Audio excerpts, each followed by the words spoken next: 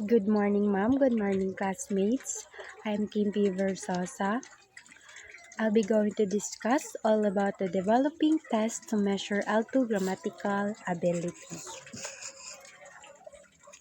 The systematic process of creating assessment tools designed to evaluate how well second language or L2 learners understand and use the grammatical rules and structures of their target language, aligning assessment methods such as multiple choice, sentence transformation, or closed task with specific instructional goals, ensuring they are valid, reliable, and practical. So this is the system sa pagbuhat og design kung unsa sila ka maayo magamit og other language or second language. So apil diri ang pagtukoy sa mga aspeto ng gramatika nga dapat natong sirion para ng syntax and morphology. And also sa pagpili sa mga questions and pagsigurado nga dapat ang test nga itong ihatag sa itong mga students is tama and also dili po siya kanang libog. And also para tama jud nga masukod ang pagkamaayo sa bata nga magamit og second language. So the next one is the core characteristics of a useful grammar test. The first one is validity. It measures what it intends to measure, grammatical ability, not other skills like vocabulary or reading speed. Content reflects real-world L2 use context. So, diri sa validity is diri ginasukod ang kakayahan sa isa ka bata. Kung unsa siya kamaayo magamit og second language, kung unsa niya pag-apply ang second language. So, the next one is reliability. Its consistent results across different administrations, raters, or test versions. Clear scoring criteria to minimize subjectivity. So, sa reliability, mao ni ang results sa mga bata ang kabalo mogamit og other language or second language. So, this is the version sa paghatag og test or paggamit og test. So, the next one is practicality. So, the practicality is affordable to develop and administer, feasible in terms of time, materials, and scoring effort, accessible to target test takers. So, sa practicality, diri maggamit sa pagtarget og mga nakakuha sa mga for example sa mga test ang ilang mga scores. So diri sa practicality is this is accessible to the target test takers. So the next one is authenticity. Task mirror how grammar is used in actual communication, like conversations and writing task. Uses natural context-rich language. So, sa authenticity, mga dapat himuon kung unsaon paggamit ang gramatika sa actual nga communication. For example, sa pag-uusap and also sa pagsusulat. And the next one is the washback effect. Positive impact on teaching and learning. Guides instruction toward relevant grammatical skills. So, sa washback effect, diri kitaan ang positive impact nga effect sa pagtudlo og pag-eskwela sa mga bata. So, this is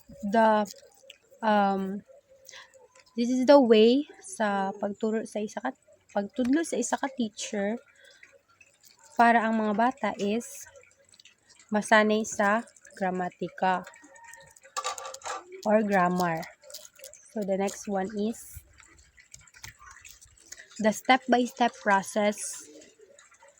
So the first one is define test purpose and target population. Identify why the test is being developed, placement, proficiency, and achievement.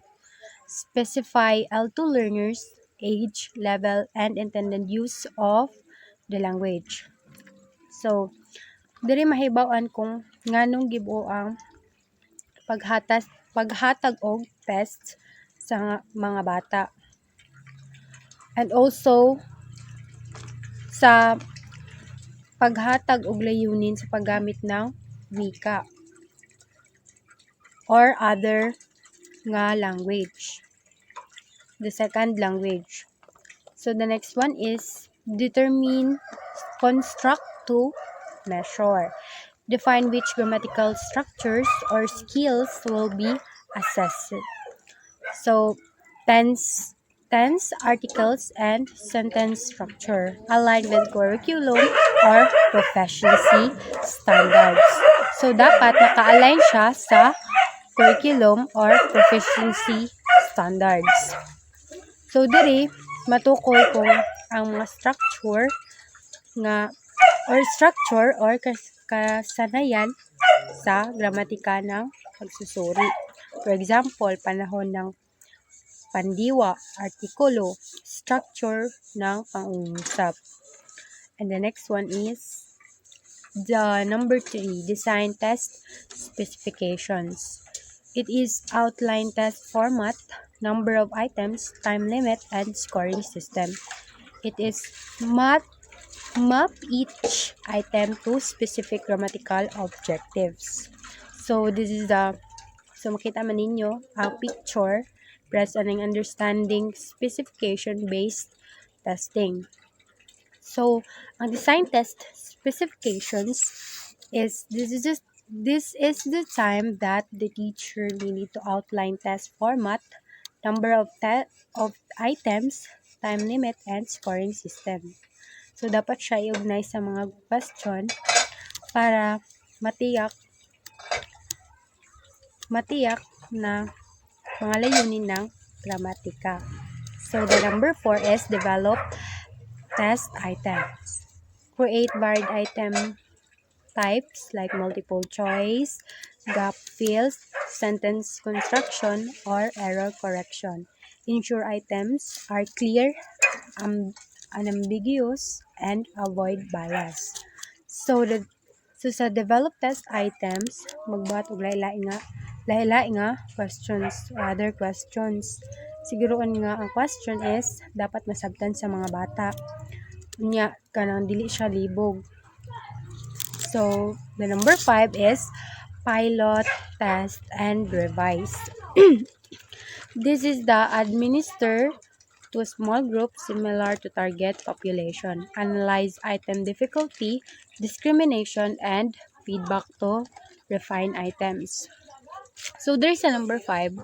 Sa pilot test item, pilot test and revise is ihatag ang test sa mga gamay nga group of people para sa target nga population. Tanaw ng lisod ng mga questions, kakayahan nga makaila ang label sa mga students. Kung kani ba nga students is reliable ba ni siya nga kanang dali siya maka-adapt og other language or dali ra niya mahibalan ang other language. So the next one is number 6. To finalize test and create materials. Prepare test booklets, answer case, and scoring rubrics. Write administration instructions for test takers and proctors. So there's a finalize test and create materials is dapat naka-ready na ang mga libro sa paghatag og test, mga answer key, patakaran sa paghatag og score or mga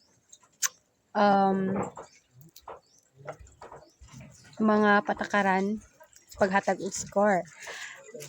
And dapat isulat ang mga reminder para sa mga mukuha og test and proctor. So the number 7 is implement and evaluate. Administer the test as planned, collect data on validity, reliability, and pushback to inform future revisions.